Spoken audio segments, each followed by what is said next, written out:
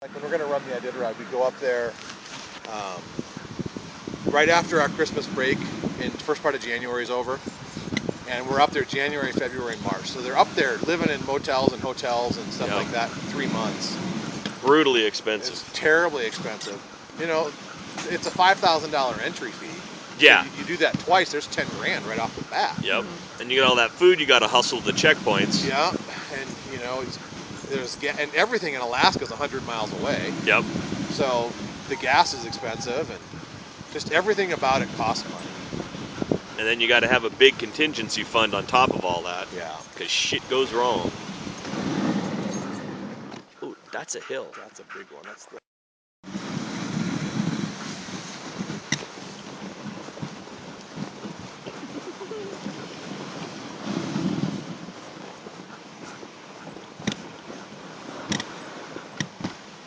All right, guys, up.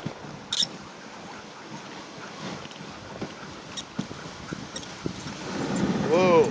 Same thing with this hill right here. This hill just goes straight down, levels out. It's like stair steps. They're huffing pretty good. Look at those clouds blowing above us. They're moving.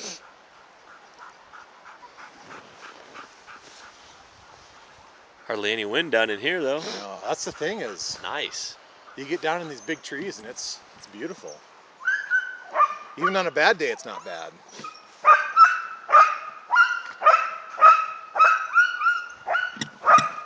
Where did you guys say you were staying at? We're staying just this side of Eagle Crest out in Redmond. Okay. Foggy out there. It's been horrible. It has. Hi, guys.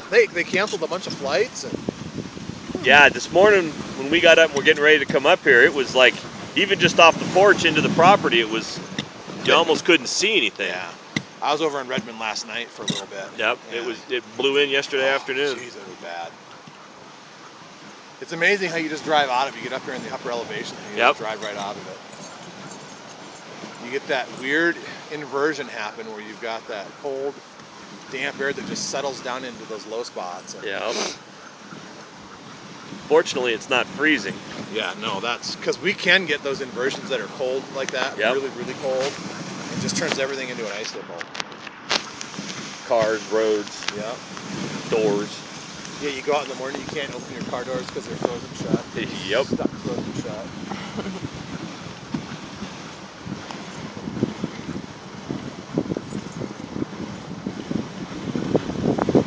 So is this your full-time employment, or do you have a regular job? This is wintertime. I'm full-time. October 1st through the end of April, this is full-time for me. Every day? We take Wednesdays off. Okay. Yeah.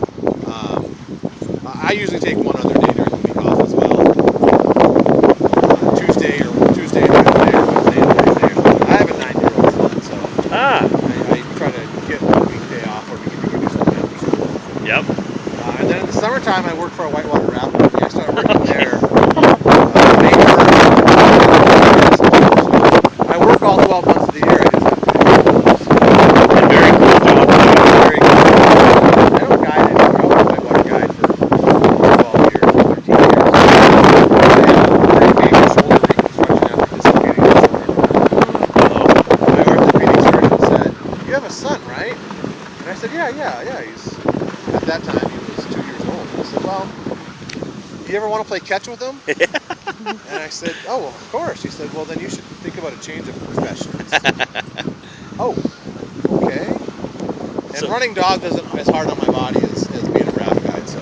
No, well, pulling on those oars down those Rowing boats and stuff like that. Yep. Paddling and throwing, and it's hard. I mean, I love it, but.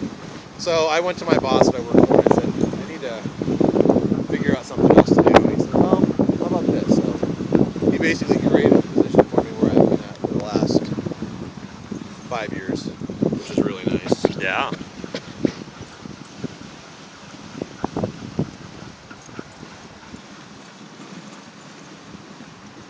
It's one of those things where my job description every year gets a little bit bigger, which is good because they couldn't hire somebody to do what I do now because it's been 5 years in the making. Yeah. And I know where all the skeletons are. So I've kind of worked myself into... Niched yourself nicely. Yeah.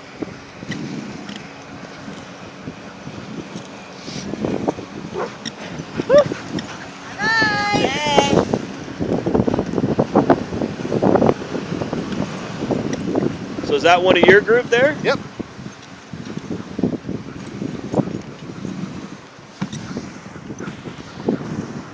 Whoa, let's take a quick one. See, honey, chairlift. You guys skiers at all? I am. She's Never been. never been. I've downhill skied once. Really? Yep. That was enough for me. That was good. And that was actually back in Minnesota Oh. before I moved out here. I went skiing with a bunch of my high school friends, and I'd cross country ski. I used to love to cross country ski. And they said, well, it's not that different. Oh, good Lord, they fooled you.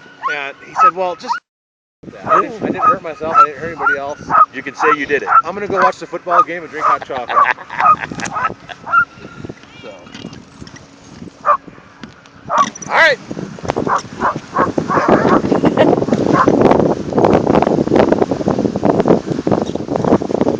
I started skiing when I was 6 years old.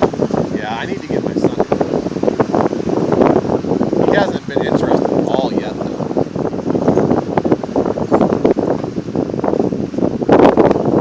But he's going to live here his whole life. Take advantage of what's here.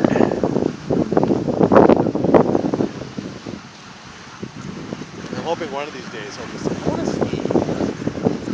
Or I want to snowboard. Looked like a kid's bottle or Yeah. something. Little bug juice in there. Yeah.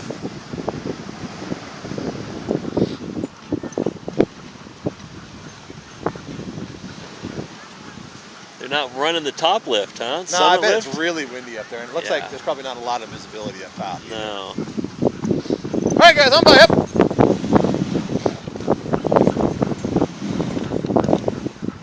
So you don't make them haul back up that hill we took off on, huh? No, we come around this way. It's a little bit easier. Gives us more exposure up on the mountain, too. Yeah, they see you. Coming in!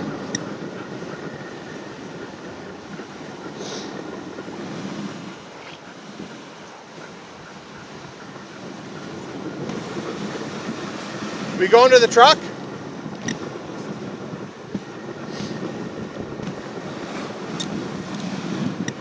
Whoa, whoa.